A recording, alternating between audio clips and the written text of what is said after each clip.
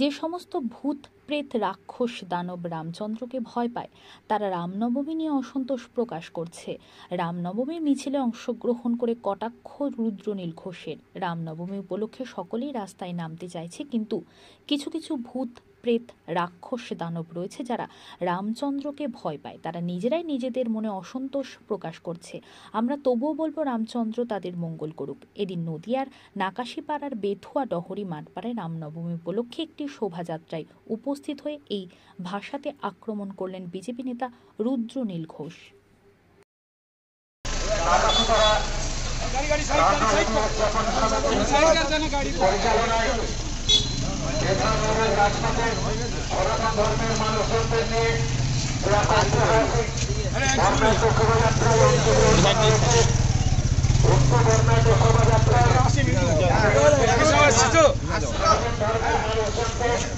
নারী পুরুষ দলমত নির্বিশেষে অংশগ্রহণের মধ্য দিয়ে আজকের শোভাযাত্রাকে সাফল্যমণ্ডিত করে তোলার জন্য নাকাশিপাড়া রামনবমী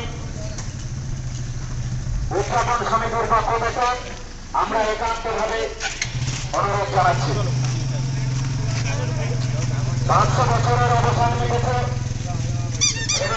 মিটেছে যারা অযোধ্যার পবিত্র ভূমিতে স্থান পেয়েছেন আদরের রামলালা। তাই সকলকে জানাই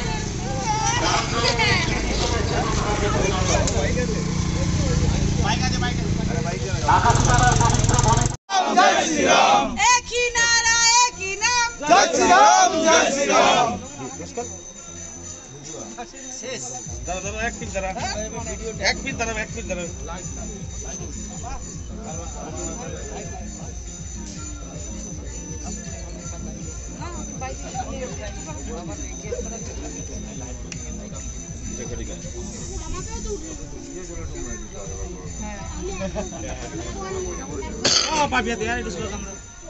ঠিক করতে স্লোগান হতে দিন। জয় শ্রীরাম। দুনিয়ার হিন্দু, দুনিয়ার হিন্দু, হিন্দু হিন্দু, হিন্দু হিন্দু, সকল সনাতনী, সকল সনাতনী, সনাতন ধর্ম কি, সনাতন ধর্ম কি, একই নারা একই নাম, জয় শ্রীরাম জয় শ্রীরাম।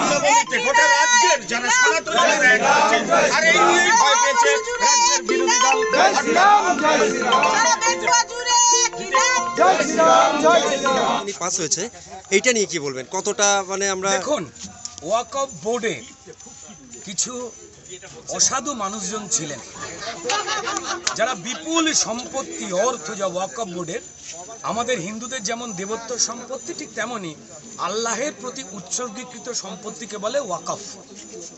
তো সেই সম্পত্তি গরিব মুসলমান সমাজের ধর্মাচরণ, মসজিদ নির্মাণ, কবরস্থান সংশোধন, হজে যাওয়ার ক্ষেত্রে একটু বাড়তি খরচ দেওয়া, যারা গরিব মুসলমান, বা স্বাস্থ্য, তাদের শিক্ষা বা হাতের কাজ শেখানো, এইসব কল্যাণকর কাজে খরচ হবার কথা।